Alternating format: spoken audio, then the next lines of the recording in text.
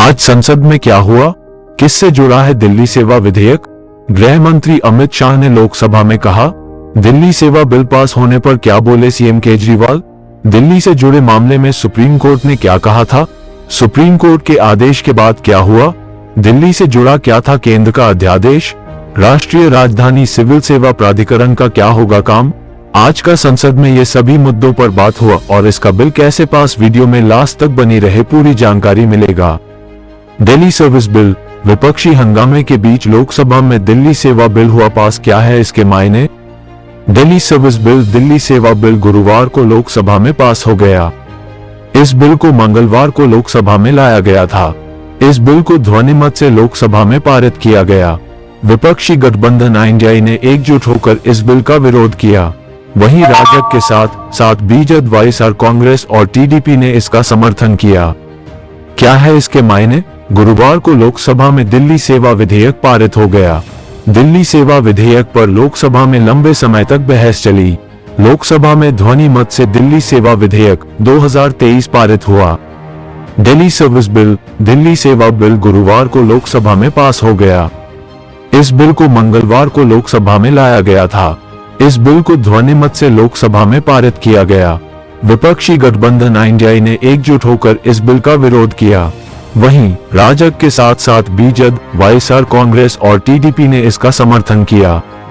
दरअसल इस विधेयक पर दिल्ली सरकार और केंद्र सरकार आमने सामने है। आज संसद में क्या हुआ? गुरुवार को लोकसभा में दिल्ली सेवा विधेयक पारित हो गया। दिल्ली सेवा विधेयक पर लोकसभा में लंबे समय तक बहस चली। लोकसभा में ध्वनि मत से दिल्ली सेवा विधेयक 2023 पारित हुआ। किससे जुड़ा है दिल्ली सेवा विधेयक? दिल्ली सेवा विधेयक सिविल सेवकों के स्थानांतरण और पोस्टिंग से जुड़ा है।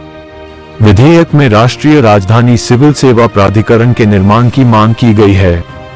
दिल्ली सेवा बिल पास होने पर क्या बोले सीएम केजरीवाल? दिल्ली के मुख्यमंत्री अरविंद केजरीवाल ने कहा कि दिल्ली सेवा विधेयक शहर के लोगों को गुलाम बनाने के लिए लाया जा रहा है। उन्होंने अमित शाह पर भी निशाना साधा और कहा कि उनके पास सेवा विधेयक का समर्थन करने के लिए एक भी वैध तर्क नहीं है।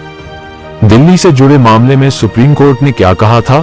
सुप्रीम कोर्ट ने 11 मई को पुलिस, सार्वजनिक सुरक्षा और भूमि को छोड़कर सभी सेवाओं पर दिल्ली के निर्वाचित सरकार को अधिकार दे दिया था। सीजेआई डीवाई चंद्रचूड़ की अगुवाई वाली 5 न्यायाधीशों की पीठ ने यह आदेश दिया था। सुप्रीम कोर्ट के फैसले से पहले दिल्ली सरकार के अधिकारियों के तबादलों पर उपराज्यपाल का निर्णय अंतिम होता था। सुप्रीम कोर्ट के आदेश के बाद क्या हुआ? केंद्र सरकार ने 19 मई को राष्ट्रीय राजधानी क्षेत्र दिल्ली संशोधन अध्यादेश जारी किया। इसमें राष्ट्रीय राजधानी के प्रशासन में सेवाओं पर उपराज्यपाल की शक्तियों का विस्तार किया गया। दिल्ली से जुड़ा क्या था केंद्र का अध्यादेश? केंद्र सरकार ने राष्ट्रीय राजधानी सिविल सेवा प्राधिकरण बनाने के लिए एक अध्यादेश जारी किया। इसके तहत दिल्ली में तैनात नौकरशाहों को स्थानांतरित करने और नियुक्त करने की शक्ति होगी।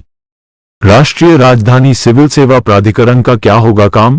दिल्ली के मुख्यमंत्री की अध्यक्षता वाले प्राधिकरण में मुख्य सचिव और प्रमुख सचिव शामिल होंगे। इसके द्वारा तय किए जाने वाले सभी मामले सदस्यों के बहुमत से पास होंगे। ये जानकारी आपको कैसा लगा? कमेंट बॉक्स में कमेंट जरूर करें। आप सभी को दिल से वंदे मातरम।